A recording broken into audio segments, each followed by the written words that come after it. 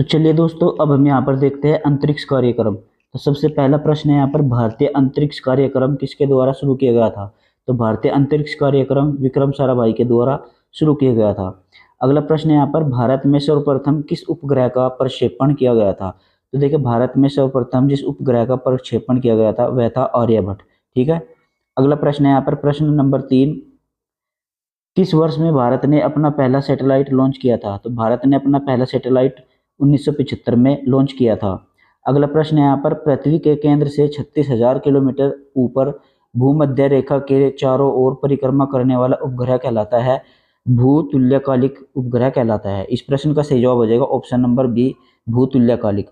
अगला प्रश्न है यहाँ पर, प्रश्न नंबर 5, मंगल ऑर्बिटर मिशन MOM मंगलयान को किस वर्ष में प्रक्षेपित किया गया था? तो देखिए, मंगल ऑर्बिटर मिशन जो है, जिसको मंगलयान भी कहते हैं, ये किस वर्ष में प्रक्षेपित किया गया था? तो 2013 में ये प्रक्षेपित किया गया था। इस प्रश्न का सही जवाब है ऑप्शन नंबर बी, 2013। अगला प्रश्न है यहाँ पर, प्रश्न नंबर 6, इसरो का पहला सूर्य मिशन जो 2019 में शुरू हुआ का नाम क्या है? तो देखिए, सूर्य मिशन का जो नाम है वो हो जाएगा आपका आदित्य L1। इस प्रश्न का सही जवाब है ऑप्शन नंबर डी। अगला प्रश्न है यहाँ पर, प्रश्न नंबर 7, भारत के अंतरिक्ष कार्यक्रम के लिए क्रायोजेनिक इंजन के विकास में महत्वपूर्ण योगदान प्रदान करने के लिए किनको प्रसिद्ध रूप से रॉकेट मैन के नाम से भी जाना जाता है? तो देखिए, भारत में जो रॉकेट मैन के नाम से जाना जाता है वो के सिवान को जाना जाता है। ठीक है। इस प्रश्न का सही जवाब हो जाएगा ऑप्शन नंबर बी, के सिवान। अगला प्रश्न है यहाँ पर, प्रश्न नंबर 8, भारतीय अंतरिक्ष अनुसंधान संगठन, इसकी फुल फॉर्म यहाँ पर बता दूं मैं आपको, इंडियन स्पेस रिसर्च ऑर्गेनाइजेशन, जिसको इसरो भी कहते हैं, इसका मुख्यालय कहाँ है? तो इसरो का मुख्यालय यहाँ पर बेंगलुरु में है। इस प्रश्न का सही जवाब हो जाएगा ऑप्शन नंबर बी, बेंगलुरु। अगला प्रश्न है यहाँ पर, प्रश्न नंबर 9, इसरो द्वारा निर्मित पहला विशिष्ट मौसम उपग्रह मैटसैट क्या है? तो इसरो द्वारा निर्मित पहला विशिष्ट मौसम उपग्रह मैटसैट जो है आपका भू समकालिक उपग्रह है। इस प्रश्न का सही जवाब हो जाएगा ऑप्शन नंबर ए। अगला प्रश्न है यहाँ पर, प्रश्न नंबर 10, GSLV का पूरा नाम क्या है? तो GSLV का पूरा नाम यहाँ पर हो जाएगा जियो सिंक्रोनस सैटेलाइट लॉन्च व्हीकल। इस प्रश्न का सही जवाब हो जाएगा option number A, Jio synchronous satellite launch vehicle. अगला प्रश्न है यहाँ पर, प्रश्न नंबर 11, श्रीहरिकोटा जहाँ से चंद्रयान 2 को प्रक्षेपित किया गया था किस जिले में स्थित है? तो श्रीहरिकोटा जो है आपका, ये तिरुपति जिले में उपस्थित है।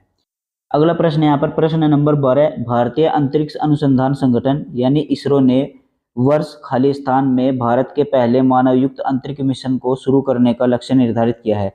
यानी इसरो जो है अब अंतरिक्ष में मानव को भी भेजेगा, तो मानव युक्त अंतरिक्ष मिशन वो 2025 से शुरू करने वाला है। ठीक है। इस प्रश्न का सही जवाब हो जाएगा 2025।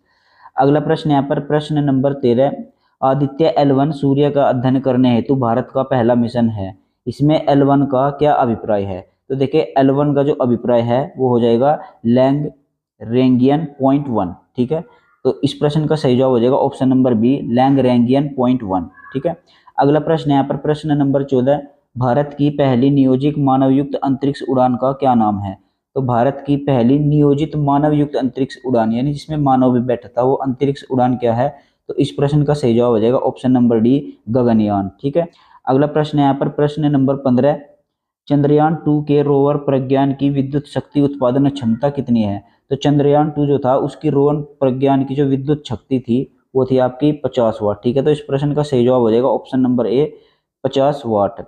अगला प्रश्न है यहाँ पर, प्रश्न नंबर 16, उपग्रह आधारित नेविगेशन प्रणाली गगन का पूर्ण रूप क्या है? यहाँ पर गगन की फुल फॉर्म यहाँ पर आपसे पूछी गई है। तो गगन की फुल फॉर्म यहाँ पर हो जाएगी option number D, GPS added geo augmented navigation. ठीक है। तो गगन की फुल फॉर्म यहाँ पर हो गई GPS added geo augmented navigation.